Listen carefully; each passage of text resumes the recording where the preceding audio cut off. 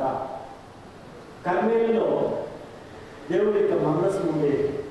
కర్మేలులో దేవుడి యొక్క మందసం ఉండేది. మొదటి రాజుల గ్రంథంలో 18వ అధ్యాయంలో ఏలియా యొక్క ఉనికిని మనం జ్ఞాపకం చేసుకున్నప్పుడు అతడు కర్మేలులో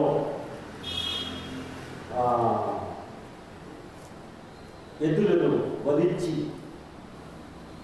యెహోవా చేత అగ్ని రప్పించి దహించినటువంటి సందర్భంలో అక్కడ ఉన్నటువంటి బలిపీఠాన్ని మనం జ్ఞాపకం చేసుకోగలం. ఆ యొక్క విషయాన్ని మనం జ్ఞాపకం చేసుకున్నప్పుడు కర్మేలు అనేటువంటి ప్రదేశము పవిత్రమైనటువంటిది, ప్రభావంతో కూడినటువంటి. కారణం ఏంటంటే అక్కడ బలిపీఠం ఉన్నది. సో ఈ విషయాన్ని మనం జ్ఞాపకం చేసుకుని గుర్తుపెడితే ఆ యొక్క ప్రాంతంలో నాబాలు అనేటువంటి ఒక వ్యక్తి ఉన్నాడు. నాబాలు అనగా అతని యొక్క గుణాన్ని బట్టి అతను మూడువాడు గాను, మూఢుడు గాను, మొరటువాడు గాను ఉండేవాడు. అయితే దేవుడు అతన్ని ఆశీర్వదించాడు. ఏం చేశాడు అతన్ని దేవుడు అతన్ని ఆశీర్వదించాడు. ఎలా ఆశీర్వదించాడంటే మంచి ఆస్తి ఇచ్చాడు, ఐశ్వర్యం ఇచ్చాడు, దాసురాలను ఇచ్చాడు. అంతేకాకుండా ఒక అందమైనటువంటి భార్యను ఇచ్చాడు. ఆమె అందగతి మాత్రమే కాదు, ఆమె గుణవతి కూడా. ఆమె ఒక అబిగయీలు అనేటువంటి పేరు. అయితే ఆ నాబాలు యొక్క జీవితంలో అతడు మోటివాడు గాను, మూర్ఖుడు గాను, మాట నేర్పడి వాడుగా కాకుండా మూర్ఖతనంతో మాట్లాడేవాడుగా ఉన్నప్పుడు దాసురాలను అందరూ కూడా నొచ్చుకునేవాడు. అయితే తన భార్య అయినటువంటి అబిగయీలు యొక్క మృదు స్వభావాన్ని బట్టి, ఆమె యొక్క వైనాన్ని బట్టి ఉన్నటువంటి దాసురాలను అందరూ కూడా సహకరించి వారితో కూడా ఉండేవాడు, వారికి సేవ చేసేవాడు. ఈ పరిధిలో ప్రేమైన దేవుని బిడ్డలారా, ఈ నాబాలు యొక్క గొర్రెలు, ఆ యొక్క గొర్రెలు లేనటువంటి సేవకులందరూ కూడా కర్మేలు యొక్క అడవుల్లో ఉండేవాడు. ఆ ప్రాంతంలో దావీదు కూడా ఉండేవాడు.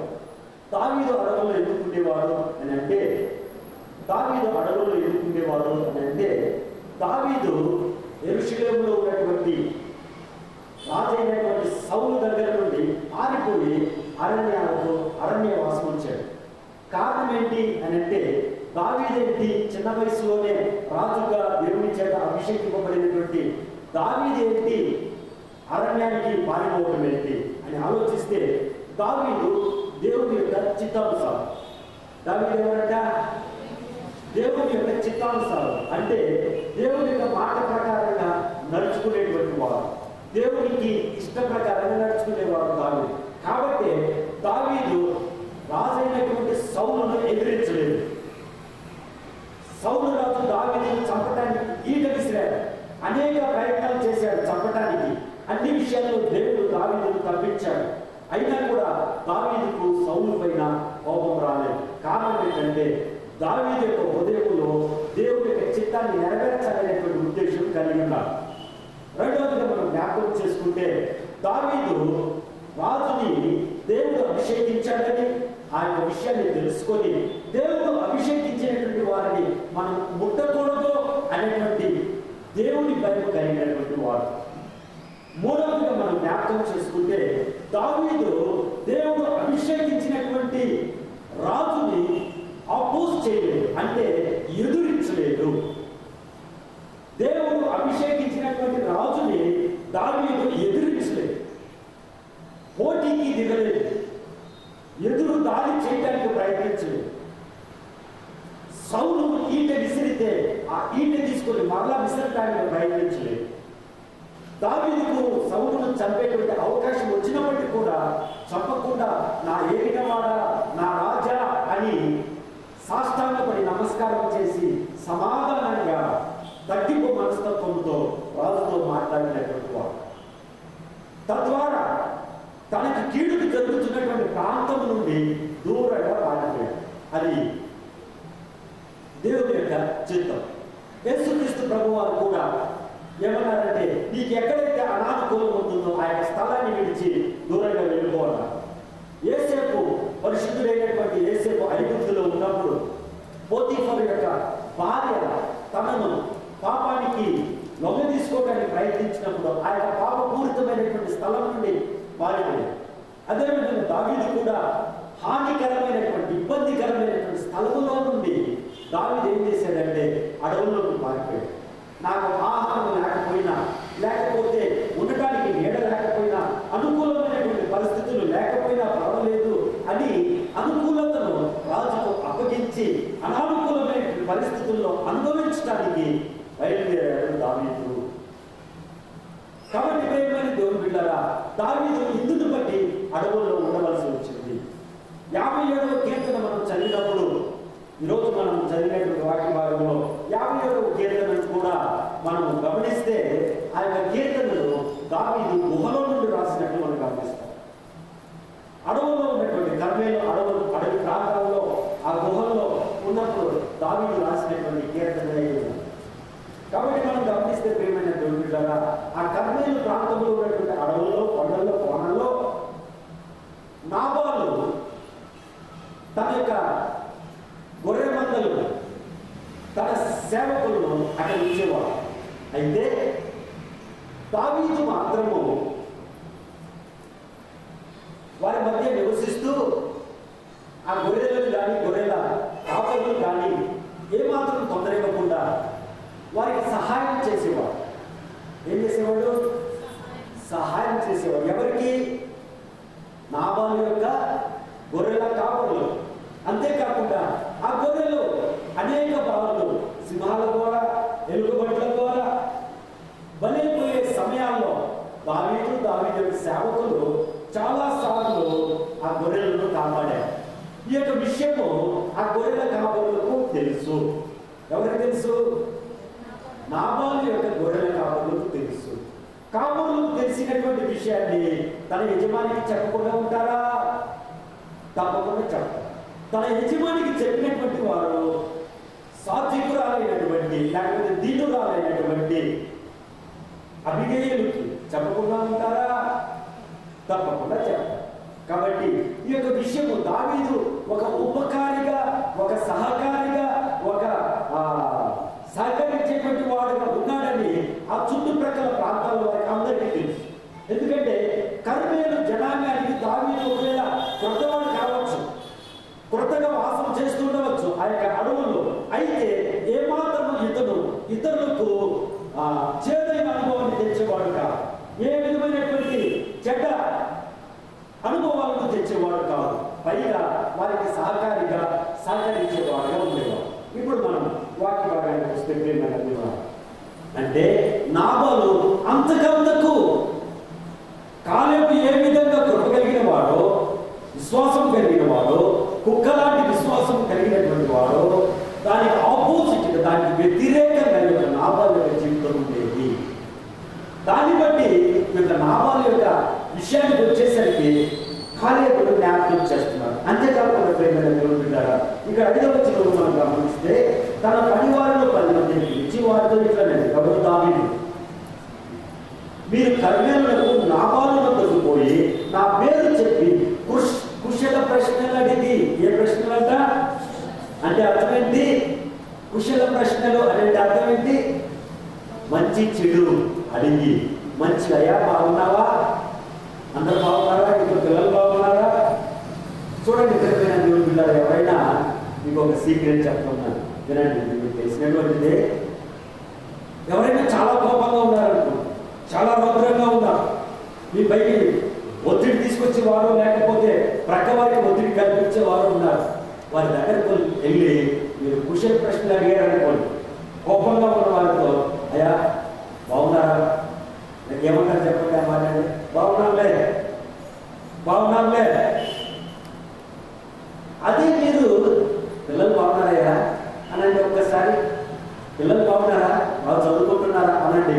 వెంటనే వారి యొక్క టెంపర్ 100% ఉన్న టెంపర్ వెంటనే 0 డిగ్రీకి వస్తుంది.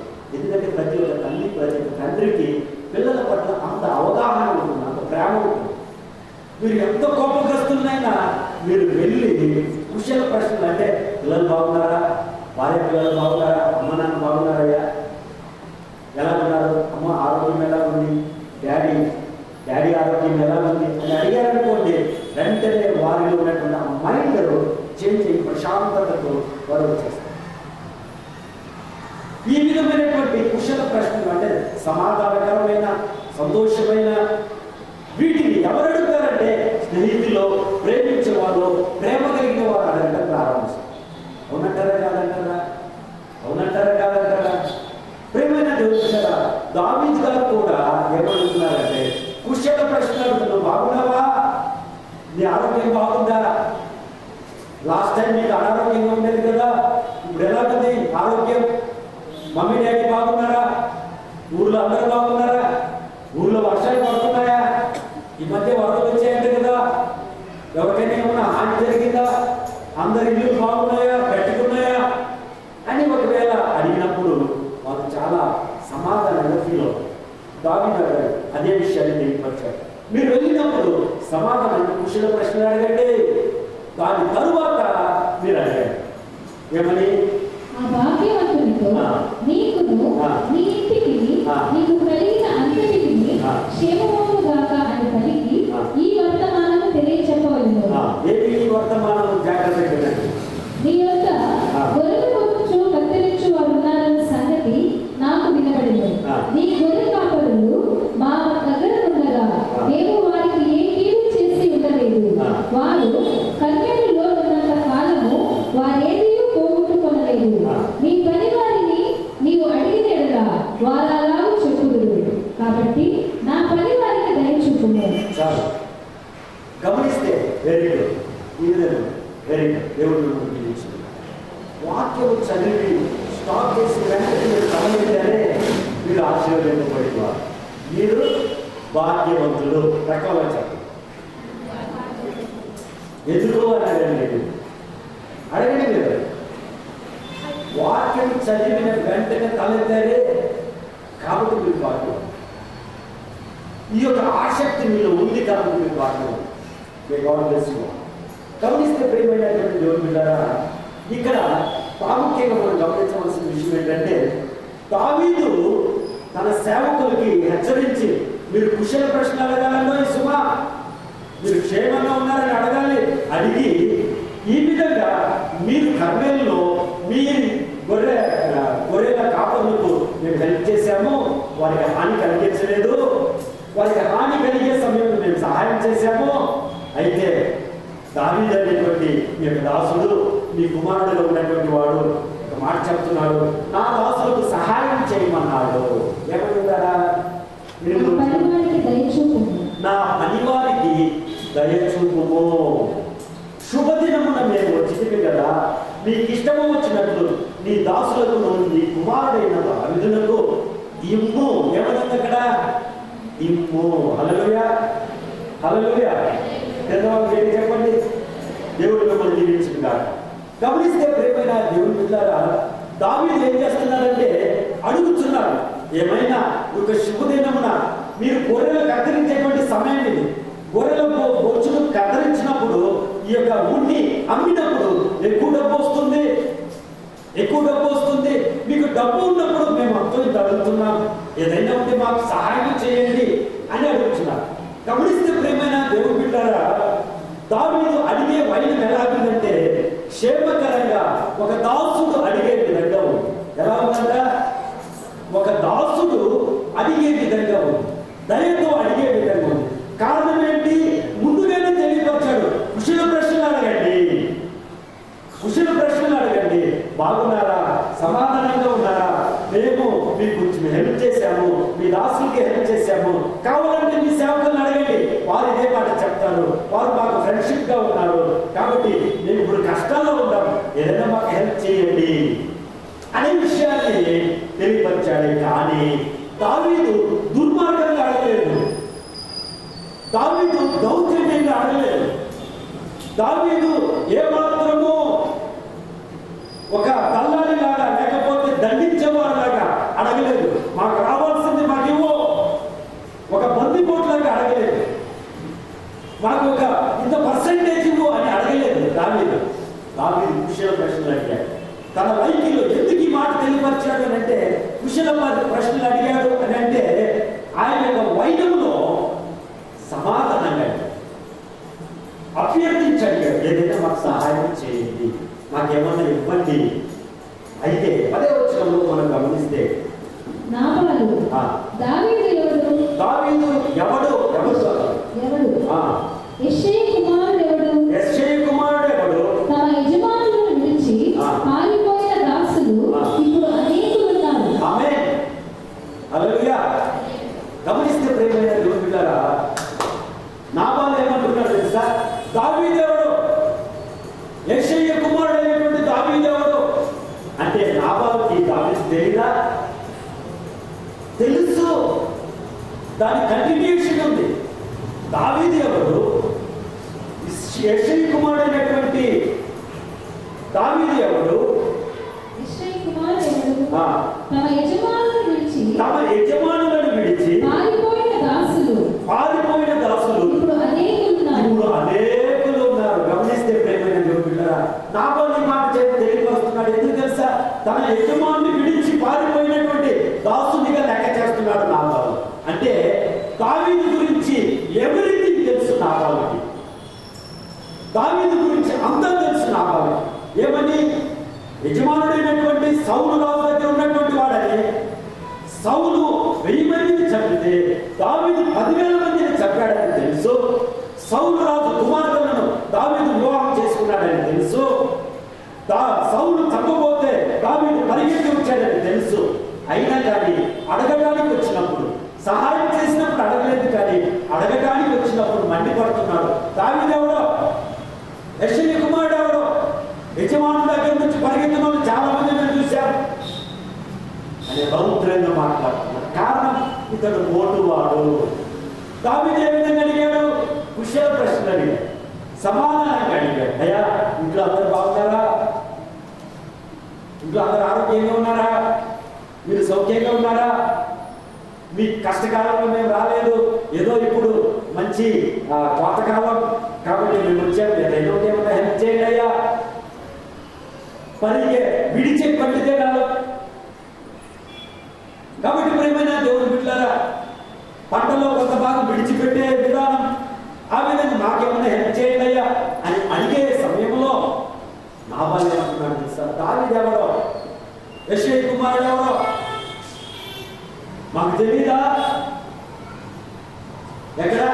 యజమాని దగ్గర నుంచి పారిపోయిన వాళ్ళందరూ ఎంతమంది ఉన్నారో మాకు తెలుసు. అంటే ఇవ్వడానికి కారణమే, మేము ఎందుకు ఇవ్వాలి? 11వ వచనంలో నేను సంపాదించుకున్న అన్నపానములను నా గొర్రె రోజు కత్తిరించు వారి కొరకు నేను వధించిన పశు మాంసమును తీసి నేను బొత్తిగా ఎరిగిన వారికి ఇద్దునా అని దావీదు దాసులతో చెప్పగా, దావీదు పనివారు వెనుకకు తిరిగి దోవ పట్టుకుని పోయి అతనికి ఈ మాటలన్నీ తెలియజేసింది. గమనిస్తే ప్రియమైన దేవుని బిడ్డలారా, మొదటి మాట ఏంటంటే నాబాలు చేత తృణీకరింపబడిన దావీదు మాట. నాబాలు చేత తృణీకరింపబడిన దావీదు యొక్క విన్నపం, లేకపోతే మాటలు, లేకపోతే ప్రార్థన. దావీదు ఒక ప్రార్థనను, ఒక విన్నపాన్ని నాబాలు దగ్గరికి పంపిస్తే నాబాలు తృణీకరించాడు. ఏమని? నా సంపద, నా అన్నపానాలు, నేను వధించిన మాంసం, పశు మాంసము నాకు తెలియనటువంటి వారికి నేను ఇచ్చానా? ఎవరికి ఇచ్చానా? నాకు తెలియనటువంటి వారికి. ఎవరికంట చెప్పండి, ఎవరికి ఇచ్చానంటున్నాడు? నాకు తెలియనటువంటి వారికి నేను ఇవ్వనా? దావీదు ఎవరని నాబాలుకు తెలియదా? అయితే ప్రియమైన దేవుని బిడ్డలారా, దావీదు ఏమన్నాడు? నీ సేవకులకి ఏమైనా ఇవ్వయ్యా. ఎందులో వచ్చిన ఆఖరి భాగంలో ఈ దాసులకు నీ కుమారుడైన దావీదునకు ఇమ్ము అని అడిగాడు. అయితే గమనిస్తే ప్రియమైన దేవుని బిడ్డలారా, నాబాలు దావీదు యొక్క విన్నపాన్ని తృణీకరించాడు. రెండవదిగా మనం జ్ఞాపకం చేసుకుంటే, నా పని వారికి దయ చూపమని దావీదు అడుగుతున్నాడు. నా పని వాళ్ళకు కొద్దిగా దయ చూపించండి అని అంటారు. ఈ విషయంలో మనం ఆలోచించవలసినటువంటి విషయం ఏంటంటే, ఒక విధంగా దావీదు నాబాలుని అడిగాడు. నాబాలు అంటున్నాడు దావీదు ఎవడో? ఇక్కడ మనం కొద్దిగా ఆలోచించినట్లయితే దావీదు నాబాలు అడగకుండా సహాయం చేయవలసిన అవసరమే ఉంది? ఇది ప్రశ్న. రైట్? ఎవరైనా అడుగుతారు ఈ మాట. ఒక అన్నగా, ఒక తమ్ముడిగా, ఒక సహోదరుడిగా నువ్వు ఒక సహాయం చేస్తే నువ్వెందుకు చేశావు అతను అడగకుండా చెప్పలేరా మాట? అనలేరా? ఈ దావీదు కూడా నాబాలుకు సహాయం చేశాడు. నాబాలు ఎప్పుడు కూడా దావీదుని అడగలేదు. జాగ్రత్తగా ఆలోచించండి ప్రియమైన బిడ్డలారా. ఈ మాట మీకు అర్థం కాకపోతే ఈ వాక్యం అంతా కూడా మీకు అర్థం కాదు. నాబాలు ఎప్పుడు కూడా దావీదుని అడగలేదు, నా సేవకులు గొర్రెల కాపరులు అయ్యా అరణ్యంలో ఉన్నారు, అప్పుడప్పుడు మీరు కొంచెం అలా చూసుకోండి అయ్యా అని అనలేదు. మరి దావీదు హెల్ప్ చేశాడు. దావీదు హెల్ప్ చేశాడు. ఎందుకు చేయాల్సి ఉన్నది? ఇది మన ప్రశ్న. ఇది మన ప్రశ్న. జాగ్రత్తగా వినండి. దావీదు ఒక గుణం ఉంది. దావీదు బాల్యంలో నుండి గొర్రెల కాపరి. ఇది జాగ్రత్తగా వినండి. దావీదు స్వతహా గొర్రెలను ప్రేమించేవాడు. గొర్రెల కాపరి చిన్ననాటి నుండి. ఎవరు అజాగ్రత్తగా ఉన్నారు? జాగ్రత్తగా మీ మొబైల్ ఫోన్ మీ దగ్గర ఉంచుకొని జాగ్రత్తగా వాక్యం ఉంది. చిన్ననాటి నుండి దావీదు గొర్రెల యొక్క ప్రేమికులు అని చెప్పవచ్చు. ప్రతి స్థలంలో దావీదుని స్పందింప చేయాలంటే గొర్రెల గురించి చెప్తే దావీదు స్పందిస్తాడు. ఉదాహరణకి 2 సమూయేలు గ్రంథంలో 12వ అధ్యాయంలో ఉంచండి. అక్కడ మనం గమనిస్తే నాతాను అనేటువంటి ప్రవక్త ఆ పాటికి రాజు అయినటువంటి దావీదు దగ్గరికి వచ్చాడు. మహారాజు, అప్పుడు దావీదు మహారాజు. దావీదు దగ్గరికి వచ్చి దావీదుతో మాట్లాడతాడు. రాజా, ఒక ఊరిలో ఒక సన్నివేశం జరిగింది. 2 వ్యక్తులు ఉన్నారు. ఒకడేమో గొప్పవాడు, ఐశ్వర్యవంతుడు, ఒకడేమో పేదవాడు. ఆ పేదవాడికి ఒకే ఒక గొర్రె ఉన్నదయ్యా, అది కూడా ఆడ గొర్రె. దాన్ని బాగా పెంచుకునేవాడు. దాన్ని తన కన్న బిడ్డలాగా, కన్న కూతురులాగా పెంచుకునేవాడు. ఐశ్వర్యవంతుడికి 4-5 గొర్రెలు ఉన్నాయి. అయితే ఐశ్వర్యవంతుడి దగ్గరికి తన బంధువులు వస్తే వారికి ఆతిథ్యం ఇవ్వడానికి బీదవాడి యొక్క గొర్రెను తీసుకుని వధించి వారికి ఆతిథ్యం ఇచ్చాడు. అనగానే దావీదు ఉగ్రుడైపోయి వాడు మరణానికి పాత్రుడు అని గట్టిగా. కారణం ఏంటి అని అంటే గొర్రెల విషయంలో దావీదుకు ఉన్నటువంటి ఆతృత. అందుకు నేను ఈ విషయాన్ని జ్ఞాపకం చేస్తున్నాను. ఈ యొక్క ఆతృతలో అలాంటి వాడు మరణానికి పాత్రుడు అని గట్టిగా ఇచ్చాడు. వెంటనే ప్రవక్త అయినటువంటి నాతాను ఏమన్నాడు తెలుసా? ఆ మరణానికి పాత్రుడు నువ్వే మహారాజా. వెంటనే తల వచ్చాడు. ఏమి విషయము? ఊరియా యొక్క భార్యను నువ్వు సొంతం చేసుకున్నావే, అమాలేకీయుల ద్వారా ఊరియాను నువ్వు చంపించావే, నువ్వు తెలియదు అనుకుంటున్నావే. దేవుడే నాకు బయటకొచ్చి దేవుడు నా ద్వారా నీకు తెలియపరుస్తున్నాడు. ఇదిగో నీ భార్యను కూడా ఇలాగ అవుతారు, నీ పిల్లలు చనిపోతారు, నీకు ఈ రోజు నుంచి అనేకమైనటువంటి కలహాలు ప్రారంభమవుతాయి అని అనేకమైనటువంటి శాపాలు వ్యక్తపరిచినప్పుడు వెంటనే అక్కడికక్కడే కుప్పగొలి పాపాన్ని ఒప్పుకొని విడిచిపెట్టడానికి ప్రయత్నిస్తుంది. అయితే ప్రియమైన దేవుని పిల్లారా, అయితే దావీదు ఆ యొక్క శాపాలను బట్టి తన 4 కుమారులను పోగొట్టుకోవాల్సి వస్తుంది. తన 4 కుమారులని పోగొట్టుకోవాల్సి వస్తుంది. ఈ యొక్క విషయాన్ని ఎందుకు జ్ఞాపకం చేస్తున్నానంటే దావీదు స్వతహాగా గొర్రెలను ప్రేమించేవాడు. గొర్రెల కొరకు చిన్ననాడే తన ప్రాణానికి తెగించి సింహపు నోటి నుండి, ఎలుగుబంటి నోటి నుండి తన ప్రాణానికి తెగించి గొర్రె పిల్లలను కాపాడినటువంటి అలాంటి స్వతహా లాంటి బుద్ధి జ్ఞాపకం. దావీదు ఎలాంటి బుద్ధి? గొర్రెలంటే చాలా ఇష్టం. గొర్రెల విషయానికి వస్తే వెనక ముందు చూడకుండా డిసిషన్స్ ఇచ్చేవాడు దావీదు.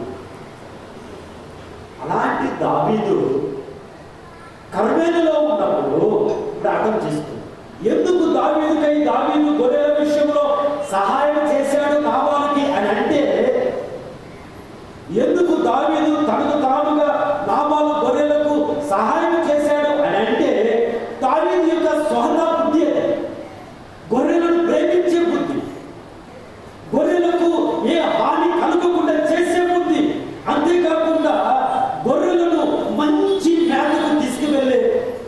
కాపరి దావీదు. గొర్రెలను మంచి పచ్చికలో పరుండబెట్టేటువంటి వాడు, మంచి నీటి వాగుల యొద్దకు తీసుకుని పోయేవాడు దావీదు. ఆ గొర్రెలు బాగా పుష్టిగా ఉండాలని ఆశ కలిగిన వాడు దావీదు. గొర్రెల పట్ల అంత ఆసక్తి కలిగినాడు దావీదు. ఎందుకు దావీదు గురించి చెప్తున్నాను తెలుసా? దావీదుకు ఉన్నటువంటి గొర్రెల పట్ల ప్రేమ నిజమైన గొర్రెల కాపరైనటువంటి యేసయ్యకు, మన తండ్రి అయినటువంటి దేవుడు, లోక రక్షకుడైనటువంటి యేసుక్రీస్తు ఏమంటున్నాడంటే, నేను గొర్రెలకు మంచి కాపరిని. మంచి కాపరి తన గొర్రెల కొరకు ప్రాణం పెడతాడు. హల్లెలూయా. నామాలైతే దావీదును అడగలేదు నా గొర్రెలను కాపాడమని. ఈరోజు నువ్వు నేను కూడా యేసయ్యను అడగటం లేదు, మమ్మల్ని కాపాడమని, మా పిల్లలను కాపాడమని, మా ఆస్తిపాస్తులను కాపాడమని. ఈ వందో దేవుడు కాపాడుచు, అయినప్పటికీ కూడా దేవుడు మనల్ని కాపాడుతూనే ఉన్నాడు. చిన్ననాటి నుండి నువ్వు ప్రార్థన చేయకపోయినప్పటికీ, నీ తల్లిదండ్రులు యేసుక్రీస్తు దేవుడని తెలుసుకోకుండా ఉన్న ముందు నుంచి కూడా దేవుడు నిన్ను కాపాడుతూనే వస్తున్నాడు. నీ అక్కర్ను తీరుస్తూనే వస్తున్నాడు. నిన్ను భాగ్యవంతునిగా చేస్తూనే వస్తున్నాడు. నిన్ను ఆశీర్వదిస్తూనే ఉన్నాడు. నయమాను, సిరియా దేశపు సైన్యాధిపతి అయినటువంటి నయమాను అన్యుడే, కానీ యెహోవా చేత విజయాన్ని పొందుకునేటువంటి వాడు. నెబుకద్నెజరు అన్యుడే అయినా కానీ దేవుని చేత రాజుగా అభిషిక్తుడైనటువంటి వాడు. ఎందుకు ఈ మాట చెబుతున్నామంటే, ఈ లోక రక్షకుడు యేసుక్రీస్తు, ఈ లోకాన్ని ప్రేమించిన వాడు. ఆయన ఆ కొండ మీద ఉన్నటువంటి జన సమూహాన్ని చూసి, కాపరి లేని గొర్రెల్లాగా మీరు అందరూ ఉన్నారని వారి కొరకు గొంతెత్తి అరిచి అనేకమైనటువంటి ఉపమానాలు తెలియపరచు. ఆయన కనికరం కలిగిన, మీరు కాపరి లేని గొర్రెలని వారి పట్ల కనికరపడి ఆయన ప్రసంగాన్ని ప్రారంభించారు. వారికి జీవము కలిగినటువంటి మాటలు ఉపదేశించారు. గమనిస్తే ప్రియమైన దేవుని బిడ్డ, ఎవరు యేసుక్రీస్తు ప్రభువును ప్రార్థించలేదే, అయ్యా మీరు మాకు బోధించమని చెప్పలేదే, కానీ ఆయన బోధించడానికి, ఆ యొక్క జీవాహారాన్ని పంచిపెట్టడానికి ఆయన సిద్ధపడ్డారు. మత్తయి సువార్త 20వ అధ్యాయం 28వ వచనం మనం గమనిస్తే, మత్తయి సువార్త 20:28, అలాగే మనుష్య కుమారుడు పరిచారము చేయించుకొనుటకు రాలేదు కానీ పరిచారము చేయుటకును అనేకులకు ప్రతిగా విమోచన క్రయధనముగా తన ప్రాణం ఇచ్చుటకును వచ్చినని చెప్పాను. హల్లెలూయా. చెప్దామా గట్టిగా ఒకసారి? దేవుడు మిమ్మల్ని గొప్పగా దీవించింది కాక. ప్రియమైన దేవుడు బిడ్డలారా, మనం గమనిస్తే యేసుక్రీస్తు ప్రభువారు అంటున్నాడు, అలాగే మనుష్య కుమారుడు పరిచారము చేయించుకున్నట్టుకు రాలేదు కానీ పరిచారము చేయుటకు అనేకులకు ప్రతిగా విమోచన క్రయధనముగా తన ప్రాణము ఇచ్చుటకు వచ్చినని చెప్పాడు. హల్లెలూయా. గమనిస్తే ప్రియమైన దేవుని బిడ్డలారా, యేసుక్రీస్తు ప్రభువారు మన మధ్యలోకి పరిచారము చేయించుకోవడానికి రాలేదు. అయ్యో దేవుడే, ఈయనను మనం పూజించాలనే, ఈయనను పాలాభిషేకం చేయాలనే, పుష్పాభిషేకం చేయాలనే, టెంకాయలు కొట్టాలనే, లేకపోతే మరి ఒకటి కొట్టాలనే అనేటువంటి ఔన్నత్యాన్ని కొరకు ఆయన రాలేదు. కానీ ఆయనకి ఏదో సేవకులుగా మనం సేవ చేయాలనేటువంటి ఉద్దేశంగా ఆయన రాలేదు. కానీ ఆయన సేవ చేయడానికి వచ్చాడు.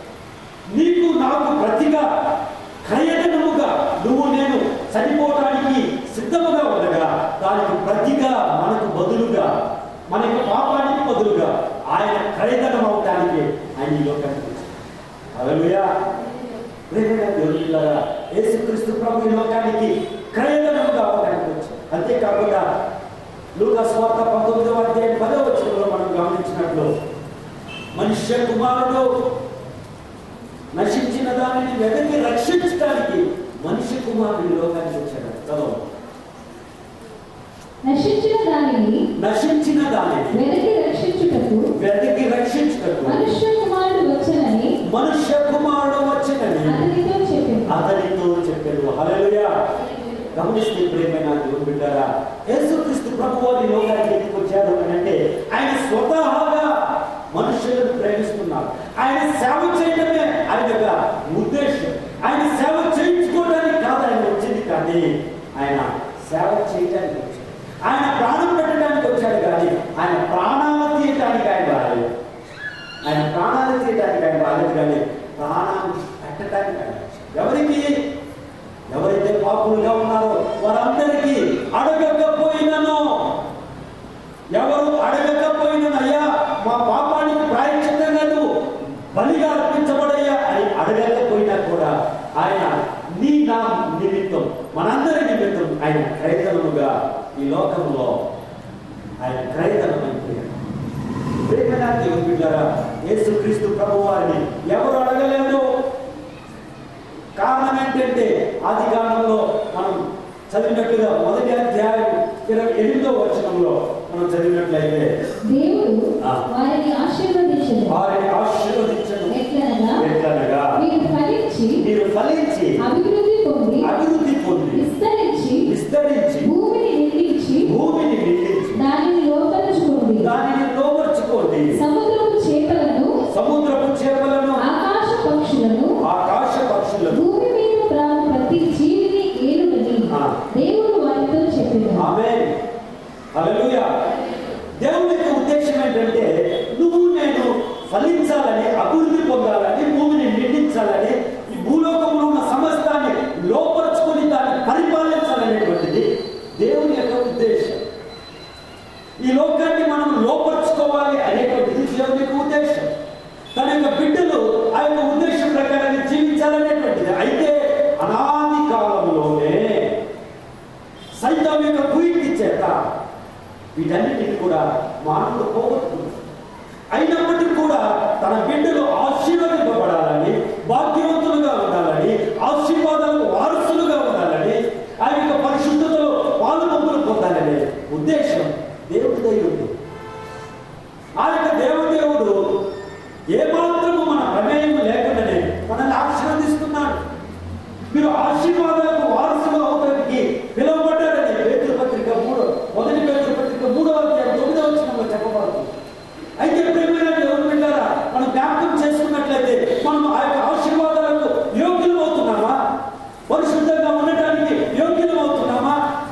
ఆ యొక్క బలమైన దేవుని యొక్క బలమైన శక్తి కింద దీన మనస్తత్వము పొందుకుని వారమై తగిన సమయంలో ఆశీర్వదింపబడటానికి మనం యోగ్యతను పొందుకుంటున్నామా? ఆలోచించండి ప్రియమైన దేవుని బిడ్డలారా. మనం అడగకపోయినను దేవుడు ఇచ్చేటువంటి వారు. యేసుక్రీస్తులో ఉన్నటువంటి ఈ యొక్క గుణమే దావీదులో ఉంది. కాబట్టి తండ్రి అయినటువంటి దేవుడు యేసుక్రీస్తు ప్రభు దావీదుని ఏమని పిలిచాడంటే, నా ఇష్టానుసారుడైనటువంటి మనిషిని నేను కనుగొన్నాను సమయంలో. ఏమంట? నా ఇష్టానుసారుడైనటువంటి మనుషుల్ని నేను కనుగొన్నానయ్యా. సౌలును త్రోసివేయి, నేను మరొక వ్యక్తిని నేను అభిషేకించబోతున్నాను. ప్రియమైన దేవుని బిడ్డలారా, దేవుని యొక్క హృదయంలో ఏదైతే ఉందో సేమ్ అలవర్చుకున్నాడు దావీదు యొక్క హృదయంలో.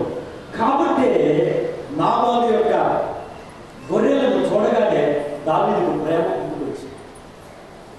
గొర్రెల ప్రేమికుడు దావీదు, గొర్రెలను ప్రేమించేవాడు దావీదు.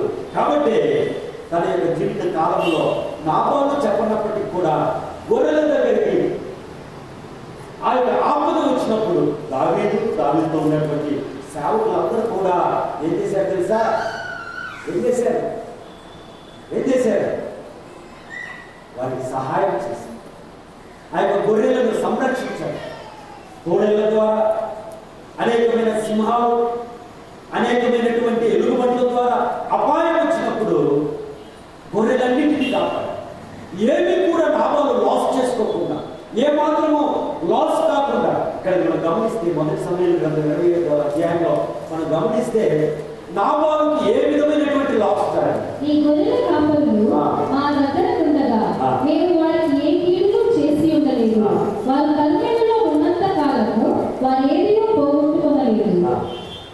గమనిస్తే ప్రియమైన దేవుని బిడ్డలారా, దాన్ని బట్టి దావీదు అడుగుతున్నాడు ఏమని, అయ్యా నా దాసులకు దయ చూపుము అని. ఏమని అడుగుతున్నాడు దావీదు? నా దాసులకు దయ చూపుము. ఎవరు అడుగుతున్నారు? ఎవరు అడుగుతున్నారు ఈ మాట? చెప్పరే. దావీదు. దావీదు స్థానంలో ఉన్నటువంటి యేసయ్య కూడా ఇదే ఉదయమే యేసయ్య కూడా అడుగుతున్నాడు, నా దాసులకు, ఎవరికి? నా పని వారికి దయ చూపండి అయ్యా. యేసయ్య కూడా అడుగుతున్నాడు. ఏమని? దావీదు హృదయమే యేసయ్యది, యేసయ్య హృదయమే దావీదు. కాబట్టి యేసయ్య కూడా ఒకవేళ ఈరోజు దావీదు స్థానంలో ఉండి అడుగుతున్నాడు, నా పని వారికి మీరు దయ చూపించండి అయ్యా. నా సువార్తను మీ దగ్గరికి తీసుకొచ్చే వారికి, నాకు మీ నిమిత్తము మొరపెట్టే వారికి, నా నిమిత్తము మీ దగ్గరకు వచ్చి విషయాలు తెలియపరిచే వారికి, ఆ నా సేవకులకు మీరు దయ చూపించండి అయ్యా. లేదా ఈరోజు ఈనాడు చాలా మంది ఏమంటున్నారంటే, దావీదు స్థానంలో మనం దేవుని అనుకున్నట్లయితే దావీదు ఎవడు అంటే నాడు దేవుడి కూడా దేవుడు ఎవరు దేవుడు? నా కష్టార్జితము, నా జ్ఞానము, నా బలముతో నేను బతికాను, కానీ దేవుడు నాకేం చేశాడు అనేవారు లేరా? నా కష్టార్జితంతో నేను సంపాదించాను, కానీ దేవుడు నాకేం చేశాడు? దేవుడు నీకు చేయడం, దేవుని యొక్క సేవకుల చేత నీకు చేస్తాడు. ఒకప్పట్లో సామెత్ర కీర్తన గ్రంథం 91వ అధ్యాయంలో 92వ అధ్యాయంలో మనం గమనిస్తే ఆయన యొక్క దేవదూతలను మనకు తోడుగా ఉంచేవాడు. హల్లెలూయా. ఆయన యొక్క దేవదూతలను మనం తోడుగా ఉంచేవాడు. ఇప్పుడైతేనో ఆయన యొక్క సేవకులను మనకు తోడుగా ఉంచుతుంది. తగిన కాలంలో నేను హెచ్చరించడానికి, తగిన కాలమున నీ కొరకు ప్రార్థించడానికి, తగిన కాలమున నీ కొరకు కన్నీటితో ప్రార్థించడానికి, తగిన కాలమున నీ కొరకు కన్నీటితో తన యొక్క ఆకలిని అడుచుకొని ఉపవాస ప్రార్థన చేసి ప్రార్థించడానికి దేవుడు తన సేవకులను ఉపయోగించుకోవడం లేదా? నీ కొరకే కదా, నీ కొరకు దేవుడు ఉపయోగించడం లేదా? మరి దేవుడు అడగడా, నా సేవకులకు దయ చూపించండి అయ్యా. నాలా ఎవరైనా నా బాలు ఇక్కడ, నా బాలమ్మలో ఎవరైనా ఉన్నారా? నా సేవకులకు దయ చూపించకుండా ఉండేటువంటి నా బాల యొక్క సోదరులు ఉన్నారా? చెప్పరే. గమనిస్తే ప్రియమైన దేవుని బిడ్డ, దావీదు హృదయం కలిగినటువంటి యేసయ్య అడుగుతున్నాడు, నా సేవకులకు దయ చూపించరా? సేవకుడు ఏమైనా కానీ, సేవకురాలు ఏమైపోయినా పోని, వారి కుటుంబం ఎంత నాశనం అయిపోని, మాకేం పట్టింది? నరా జాగ్రత్త, జాగ్రత్త. సేవకులు ఎలాంటి వాడు తెలుసా? నాబాలు చెప్పిన వెంటనే దావీదెవరా? యజమాని విడిచిన వచ్చిన వారందరూ కూడా మాకు తెలియదా? అందరూ సేవకులు అవుతారా, మరొకరు అవుతారా అని ఎన్ని మాటలు అంటాడో. దేవుని యొక్క సేవకులు కాబట్టి, అంటే దావీదు హృదయాన్ని గ్రహించినటువంటి, దావీదు ఇచ్చినటువంటి సలహా మేరకు వచ్చి కుశల ప్రశ్నలు అడిగి సమాధానంగా మాట్లాడి వెళ్ళిపోయేవారు కాబట్టి దావీదు నాబాలు అనేటువంటి మాటలను నొప్పించుకున్నప్పటికీ కూడా నాబాల్ని అప్పటికప్పుడే ఖండించవచ్చు, అప్పటికప్పుడే కొట్టివేయవచ్చు, అప్పటికప్పుడే సంహరించవచ్చు. కానీ సమాధానంతో ఉన్నారు కాబట్టి, సమాధానంతో దావీదు యొక్క మాటలు విని వచ్చాడు కాబట్టి దావీదు దగ్గరికి వెళ్ళి మళ్ళా చెప్పారయ్యా, ఆ మనుషులు ఈ విధంగా చదువు పలుకులు దావీదు పనివారు వెనుకకు తిరిగి దోవ పట్టుకొని పోయి అతనికి ఈ మాటలన్నీ తెలియచేసింది. అతడు దావీదు వారితో, మీరందరూ మీ కత్తులను ధరించుకోవడనగా వారు కత్తులు ధరించుకుంది. చాలు. గమనిస్తే ప్రియమైన దేవుడిగా ఇక్కడ గమనించవలసినటువంటి విషయం ఏంటంటే, దావీదు యొక్క హృదయం దేవుని యొక్క హృదయం. దేవుడు అన్నాడు, నా ఇష్టానుసారుడైనటువంటి మనుషులు నేను కలుపుకున్నాను. చిన్నప్పటి నుంచి నాలాగే గొర్రెలంటే అతనికి ఇష్టం, గొర్రెల్లాంటి ప్రజలంటే నాకు ఇష్టం.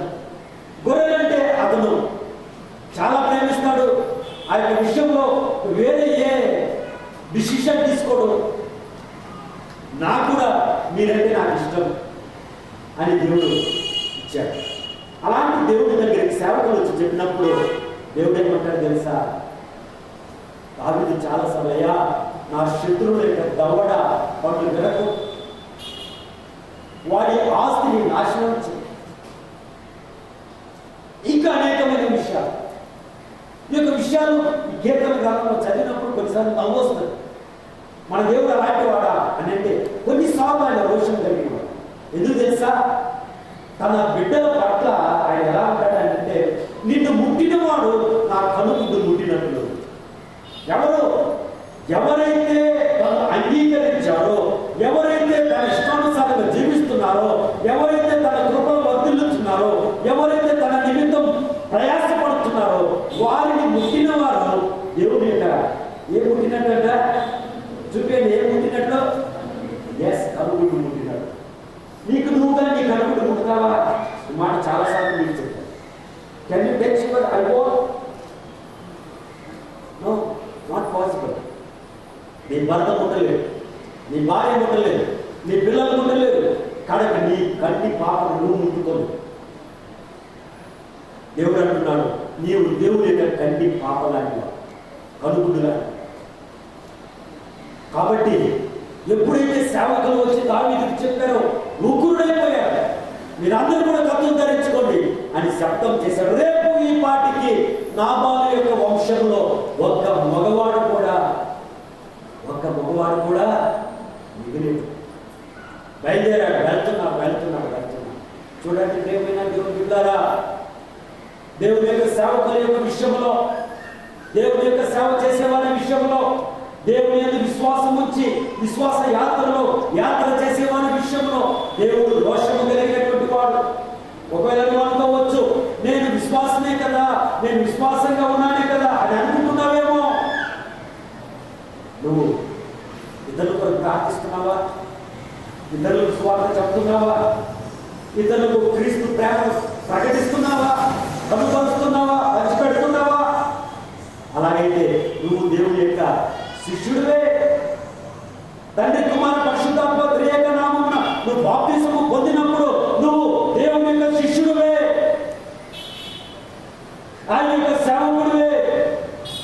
ఎప్పుడైతే నువ్వు ఆయనను అంగీకరించి సేవకుడు అయ్యావో నీవు కూడా దేవుని యొక్క కంటి పాపగా నువ్వు ఇతరుల కొరకు చేసే ప్రార్థనను బట్టి, ఇతరుల కొరకు క్రీస్తును పంచిపెట్టేటువంటి ఆ యొక్క సువార్థీకరణను బట్టి, క్రీస్తును పొగడేటువంటి పాటల ద్వారా పొగడేటువంటి ఆ యొక్క ఆరాధనను బట్టి, దేవుని యొక్క మందిరంలో ప్రయాసపడే ప్రతి పనిని బట్టి, అది చిన్న పని కావచ్చు, పెద్ద పని కావచ్చు, చిన్న బాధ్యత కావచ్చు, పెద్ద బాధ్యత కావచ్చు, ఏదైనా కూడా నువ్వు సేవకుడివే, దేవుని యొక్క శిష్యుడివే. నిన్ను పుట్టినప్పుడు ప్రియమైన దేవుని బిడ్డ, రాజ్యాలు కదిలిపోయాయి. దేవుని యొక్క బిడ్డల గురించి మాట్లాడినప్పుడు రాజ్యాలు ఊడిపోయాయి, పదవులు పగిలిపోయాయి, పదవులు ఊడిపోయాయి. ఈనాడు అనేక మంది ఇశ్రాయేలు జనాంగము ఐగుప్తు నుండి కానానుకు బయలుదేరే సమయంలో ఆ యొక్క ఇశ్రాయేలు జనాంగాన్ని చూచి కాదు కానీ వారి యొక్క దేవుణ్ణి జ్ఞాపకం చేసుకొని వారు హడలిపోయారు, భయపడిపోయారు. తమ కోటల ద్వారబంధరాలు వారు మూసివేసుకున్నారు, తలుపులు మూసివేశారు. గమనిస్తే ప్రేమ దేవుని బిడ్డారా, ఒక దేవుని బిడ్డగా నీకు అంత బలము. నువ్వు మోకరిస్తే చాలు, సైతంలో అడలిపోతావు. నువ్వు మోకరించి ప్రార్థిస్తే చాలు, నీ చుట్టుప్రక్కల ఉన్నటువంటి నీ శత్రువు పగిలిపోతాడు. ఆ బలాన్ని నువ్వు తెలుసు, ఆ ధైర్యాన్ని నువ్వు కలిగి ఉండు. నీ చుట్టుప్రక్కల ఏమైనా కావచ్చు, ఎలాంటి రాజాజ్ఞలు మార్చబడి ఉండవచ్చు. ఈ క్రైస్తవ్యానికి గడిచిన 4000 సంవత్సరాల నుండి ఇదే జరుగుతుంది. క్రీస్తు పూర్వం 2000 సంవత్సరాల నుంచి కూడా ఇదే జరిగింది. ఈ క్రైస్తవ్యానికి కలిగినటువంటి విపత్తులు ఏ విశ్వాసానికి కలిగి ఉండదు. కాబట్టి నాడు క్రైస్తవ్యము నిలదొక్కుపోయింది. కాబట్టి ప్రియమైన దేవుని బిడ్డ, క్రీస్తును అనుకరించేటువంటి ఓ క్రైస్తవురాలా, చెడియకు భయపడ. నిన్ను పుట్టినవాడు ఎవరిని పుట్టినట్లు? యేసుక్రీస్తు ఇంకా కనుగొదు. ఆయన శాంత స్వరూపే, ఆయన శాంతము కలిగిన వాడే. ఆయన మొదటి రాకడలో సమాధానకర్తగా వచ్చాడు. సమాధానంగా కుశల ప్రశ్నలు అడిగాడు, సమాధానంగా మాట్లాడాడు, సమాధానంగా నిన్ను స్నేహితుడిగా మార్చుకున్నాడు, కనవాడిగా మార్చుకున్నాడు, బంధువుగా మార్చుకున్నాడు. అయితే ఆయన కోపం పుట్టించేవాడుగా ఉన్నట్లయితే, ఆయన సేవకులను దండించేవాడుగా, ఆయన సేవకులను నొప్పించేవాడుగా, ఆయన సేవకులను హింసించేవాడుగా ఒకవేళ మీరు ఉన్నట్లయితే దేవుడు సహించడు. దేవుడు సహించడు. ఆయన ఉగ్రుడైపోతాడు తన పిల్లల విషయంలో. ప్రేమైన దేవుడి ద్వారా అలాంటి విషయాల్లో మనం జ్ఞాపకం చేసుకుంటే ఈ యొక్క దేవుని యొక్క ఉగ్రతను కాపాడగలిగింది, దేవుని యొక్క ఉగ్రత నుండి తప్పించుకోగలిగినటువంటి కార్యాలు చేయగలిగింది ఎవరు అని మనం జ్ఞాపకం చేసుకుంటే 15-16 అయితే ఆ మనుషులు మాకెంతో ఉపకారం చేసి ఉన్నారు. మేము పొలంలో వారి మధ్యలో సంచరించుచున్నంత సేపు పనివాడు ఒకడు నాబాలు భార్య అయిన అబీగయీలుతో ఇట్లనెను, అమ్మా, దావీదు అరణ్యములో నుండి మన యజమానుని కుశల ప్రశ్నలు అడుగుటకై దూతలను పంపించగా అతడు వారితో కఠినముగా మాట్లాడెను. అయితే ఆ మనుషులు మాకెంతో ఉపకారం చేసి ఉన్నారు. మేము పొలంలో వారి మధ్యన సంచరించుచున్నంత సేపు అపాయము గాని నష్టము గాని మాకు సంభవింపనే లేదు. మేము గొర్రెలను కాయించున్నంత సేపు వారి రాత్రి పగళ్ళు మా చుట్టూ ప్రకారముగా ఉండేది. అయితే మా యజమానునికి అతని ఇంటి వారికి అందరికీ వారు కీడు చేయ నిశ్చయించి ఉన్నారు కనుక ఇప్పుడు నీవు చేయవలసిన దానిని బహు జాగ్రత్తగా ఆలోచించుము. దాసులు ఎవరికి చెప్తున్నారు? నాబాలు యొక్క భార్యకి చెప్తున్నారు. నాబాలు యొక్క భార్య ఎవరి చేత బోధ పొందుకుంటుంది? సేవకుల చేత విషయాన్ని తెలుసుకుంటుంది. సేవకుడు ఏమంటున్నాడంటే, అమ్మా నువ్వు ఆలోచించదు, ఏమంట, నువ్వు జాగ్రత్తగా ఆలోచించి ఒక డిసిషన్ తీసుకో. కారణం ఏంటి? దావీదు ఉగ్రుడైపోయాడు, తనకి సైన్యంతో వస్తున్నాడు. నాబాలు యొక్క వంశాన్ని అంతా కూడా నరికి వేయడానికి సిద్ధంగా వస్తున్నాడు. ప్రతిజ్ఞ చేశాడు, రేపు సూర్యాస్తమానం లోపల నాబాలు యొక్క ఇంట ఏ పురుషుడు కూడా మిగిలి ఉండకూడదు. హల్లెలూయా. ఇలాంటి ప్రతిజ్ఞను దావీదు తీసుకుని వస్తుంటే ఆ యొక్క ఉగ్రతను అడ్డుకోవడానికి ఆ ఇంటి యజమానురాలు అబీగయీలు వల్ల సాధ్యమైంది. కారణం ఏంటంటే ఆమె వచ్చింది అనేకమైనటువంటి ఆహార వస్తువులు తీసుకొచ్చింది. మనం చదివితే మీకు అర్థమవుతుంది. ఆహార వస్తువులు తీసుకొచ్చి దావీదు ఎదుట సాష్టాంగంగా నమస్కారం చేసింది. హల్లెలూయా. అయ్యా, నా తప్పు క్షమించండి, నా భర్త చేసినటువంటి పాపము ఇది నాది, ఈ పాపము నా వల్ల జరిగింది అని అనుకోండి. దయచేసి నన్ను చూసి క్షమించండి. గమనిస్తే ప్రియమైన దేవుడుతారా, దేవుని యొక్క ఉగ్రతను తప్పించుకునేటువంటి మార్గము స్త్రీల పక్షాన ఉంది, భార్య పక్షాన ఉంది. భార్య అని అంటే స్త్రీ, స్త్రీ అంటే సంఘానికి సాదృశ్యంగా ఉంది. సంఘము వల్ల ఇది సాధ్యము, సంఘ ఐక్యత వలన సాధ్యము.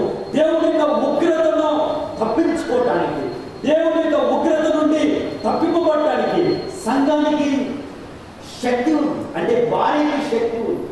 భార్య స్థానంలో ఉన్నటువంటి ప్రతి ఒక్కరికి శక్తి ఉంది. ఏంటంటే దేవునికి సాష్టాంగపడటం, అంటే తమ్మును తాము తగ్గించుకోవటం. సంఘానికి కావాల్సింది, భార్యకు కావాల్సింది ముఖ్యమైనటువంటి లక్షణం ఏంటి తెలుసా? తగ్గింపు. భార్యకు తగ్గింపు ఉంటుందా? భార్యకు తగ్గింపు ఉంటుందా? ఉన్నారు ఎక్కడైనా? ఎవరైనా భార్యలు ఇదే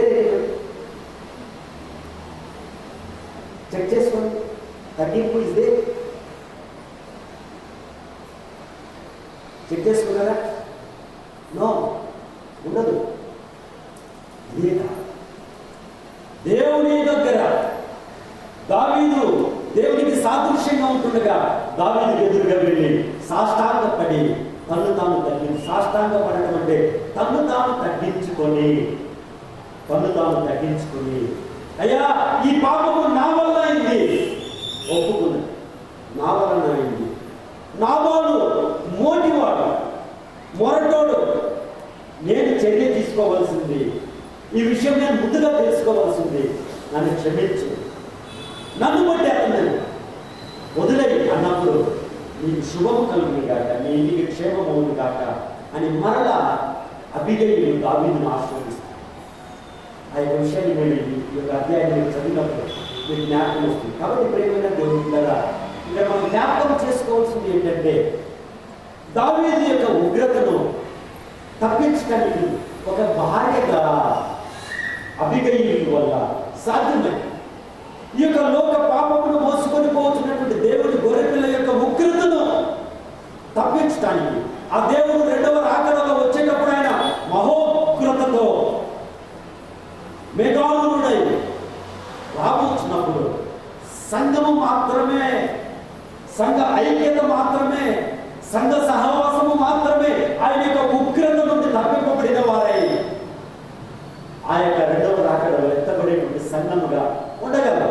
కాబట్టి ప్రియమైనటువంటి దేవుని యొక్క సంఘమా, ఈరోజు నువ్వు నేను సంఘములు ఒక అబిగయీలు రూపసి, ఎలాంటి అబిగయీలు రూపసి, అందగత్తె. ఎలాంటి అందము? దేవునికి ఇష్టమైనటువంటి అందం, దావీదుకు ఇష్టమైనటువంటి అందం కలిగినటువంటి స్త్రీ. కాబట్టి తన భర్తను దావీదు చేతిలో నుండి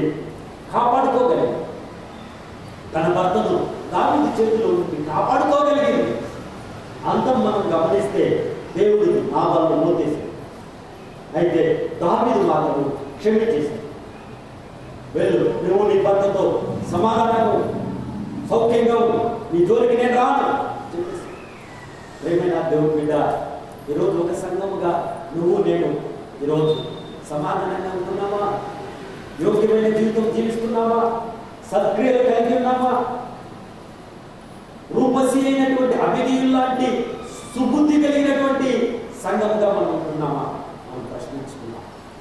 ఈ సమయంలో యేసుక్రీస్తు ప్రభు ఉగ్రుడై రాకముందే మనము సుబుద్ధి కలిగిన వారుగా ఉంటూ ఆయన ఇష్టలుగా మనం మార్చుకోవాలి.